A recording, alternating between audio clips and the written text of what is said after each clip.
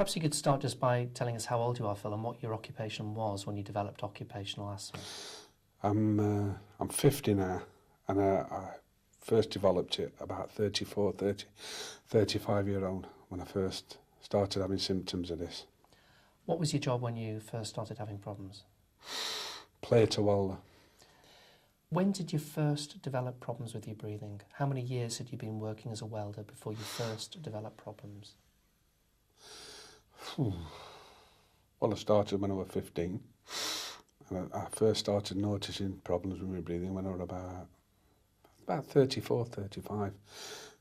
But I hadn't always worked at this particular company. I'd worked at different companies. But at the last company where I got the problems, I worked there for 20 years. What did you first notice with your breathing? A tightness.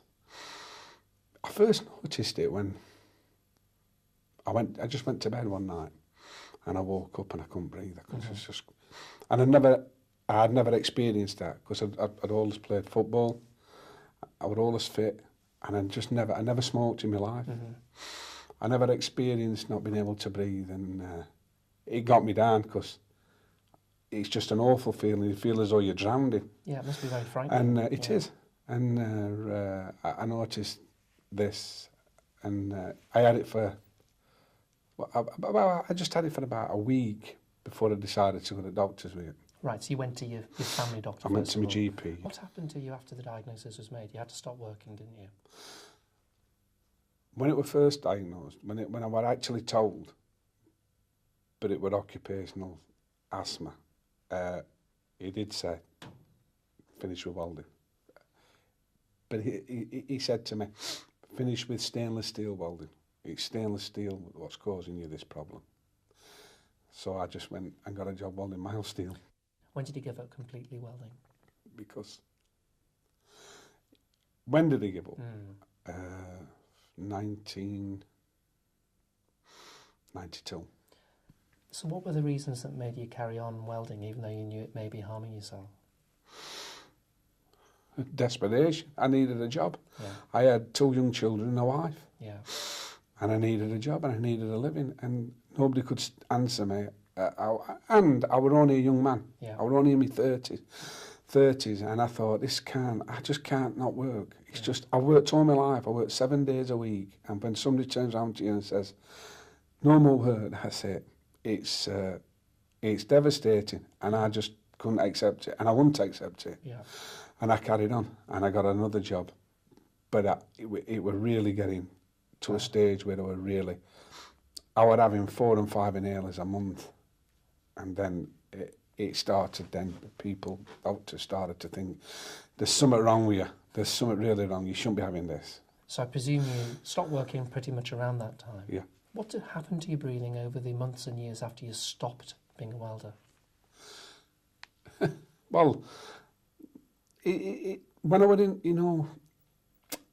when I was away from it, I felt better. I did feel better when I was away, but I'd been at it for that long.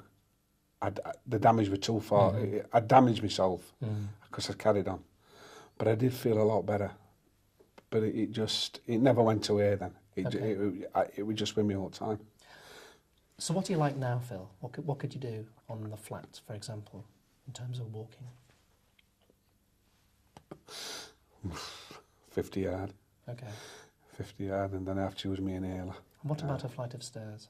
Oh no. Well, I can. Or any incline. Very difficult now. It seems to have gradually got